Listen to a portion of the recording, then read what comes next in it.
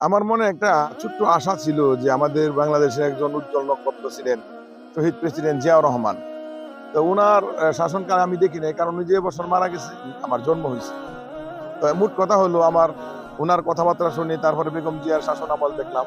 আমার মনে মনে স্পিচ ছিল যে তার সন্তান তারেক জিয়াকে যেভাবে স্বৈর শাসকেরা নির্যাতন করে দেশ ত্যাগ করতে বাধ্য করছিলেন, উনি মুচলেখা দিয়ে দেশ থেকে বিদেশে চলে গেছিলেন। 17 বছর পর বাংলাদেশে এসে উনি রাষ্ট্রীয় ক্ষমতায় আসুক এবং সেই বিচারগুলি হোক, যে বিচারগুলি ওনার উপরে জুলুম নির্যাতন সহ বাংলাদেশের মানুষের উপরে যে একটা স্টিম রুরাল চলছিল, পিডিআর পিলকানা হত্যাকাণ্ড, শাপলা চত্বর, আইনাগর, গুম খুন সহ তাদের দল এবং ইসলামিক দল বিরোধী দলের সমস্ত নেতাদের উপরে যে নির্যাতন চলছে, আমার একটা আশা ছিল যে উনি দেশে এসে প্রধানমন্ত্রী হয়ে চাঁদাবাজ মুক্ত, সন্ত্রাস মুক্ত, দলীয়করণ মুক্ত, ঘুষ মুক্ত, চুরি ডাকাতি বাটপারি মুক্ত রাষ্ট্র উনি গঠন করবেন।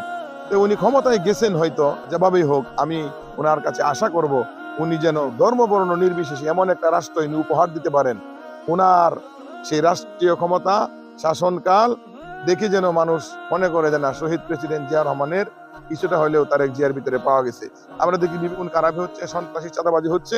আমি তারেক জিয়ার কাছে জোরে অনুরোধ করব যে উনি যেন ওনার এই জিনিসগুলি খুঁজে বের করতে পারে, যে ওনার দলের মধ্যে কারা ওনাকে ডুবাইয়া দিতে চায়, ওনার বিএনপিকে দুর্নাম করে বিএনপির সমস্ত কিছু ম্লান করে দিতে চায়।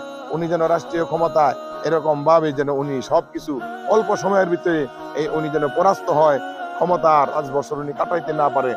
আর দলের ভিতরে কিছু ঘুষখোর আমলা আছে এবং দুষ্কৃতিকারী পাড়ায় মহল্লায় গ্রামে গঞ্জে অশিক্ষিত কিছু নামে বিএনপি, আসলে ওরা বিএনপি কে ভালোবাসে না। যদি ভালোবাসতো এই কাজগুলি করতো না।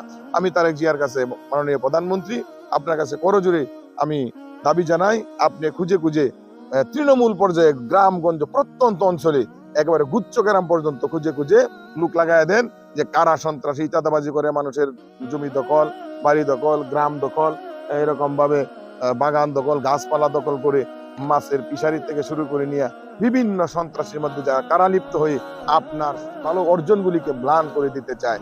আমি মনে করি আপনার দ্বারা এটা সম্ভব যদি করেন, আপনার পাশে উলামায়ে কেরাম সহ জামাত ইসলাম অর্থাৎ বিরোধী দল সহ সাহায্য করবে এবং আপনি 5 বছর সুন্দর করে চালান, এমন ভাবে চালান যে আগামী ভবিষ্যতে আপনি আবার ক্ষমতায় আসতে পারেন। অন্যথায় আপনার জন্য পরিণতি এমন না হয় তাদের কারণে যে শেখ হাসিনার পরিণতি তো আপনার ভোগ করতে না হয়। আল্লাহ তাআলা এই শেখ হাসিনার থেকে আপনাকে শিক্ষা নেওয়ার জন্য তৌফিক দান করে। আমিন ওয়া আখিরু দাওয়ানা আলহামদুলিল্লাহি রাব্বিল আলামিন।